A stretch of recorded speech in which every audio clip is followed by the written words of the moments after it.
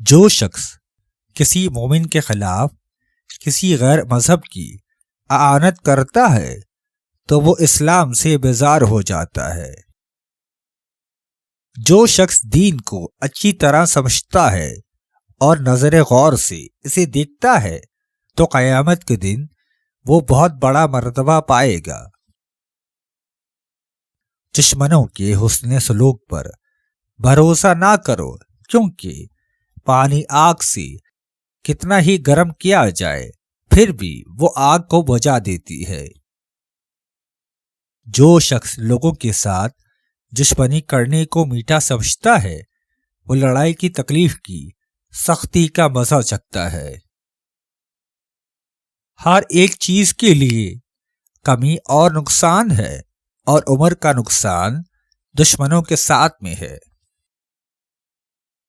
یاد رکھیے، اپنا بھید آپ خود محفوظ رکھیں، کسی عقل مند کو مت بتلائیں کہ شاید وہ بھی پھسل جائے، اور نہ کسی جاہل کو اس سے آگاہ کرے کہ وہ اس میں خیانت کر بیٹھے۔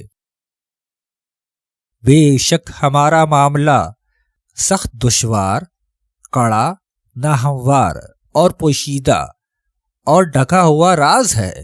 اس کی برداشت وہی شخص کر سکتا ہے جو کامل ایمان رکھتا ہے۔ اگر آدمی کی عقل درست ہو تو وہ اپنے راز کی بات ایسے لوگوں سے محفوظ رکھتا ہے جو دوسروں کے راز اس پر ظاہر کرتے ہیں اور اپنے راز کی بات کسی کو نہیں بتاتے۔ رائے میں غلطی ہو جانے سے سلطنت برباد ہو جاتی اور آدمی کی جان پر آفت آ جاتی ہے۔ دوسروں کی رائے سے مدد لینا اپنی امداد کی عمدہ صورت ہے، اور اپنے دوستوں سے مشورہ کرنا اپنی اعانت کی عمدہ دلیل ہے۔ جو شخص اپنے جی میں طرح طرح کے کھانوں کی رغبت کا پودا لگاتا ہے وہ طرح طرح کی بیماریوں کے پھل اٹھاتا ہے۔ نیک بیوی ایک طرح کی راحت، غم و فکر ایک قسم کا بڑھاپا، اور حسد ایک طرح کا عذاب ہے۔ دعا قبول نہ ہو رہی ہو تو صرف حرام کا لقمہ کھانا چھوڑ دو، ہر دعا قبول ہونا شروع ہو جائے گی۔ ریاضت سے اسی شخص کو فائدہ ہوتا ہے جس کا نفس عالی ہمت اور بیدار ہو۔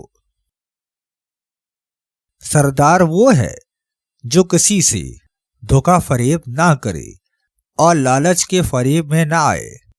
سردار کے فرائض جب ادا نہ کیے جائیں تو ذلت کا سبب ہے۔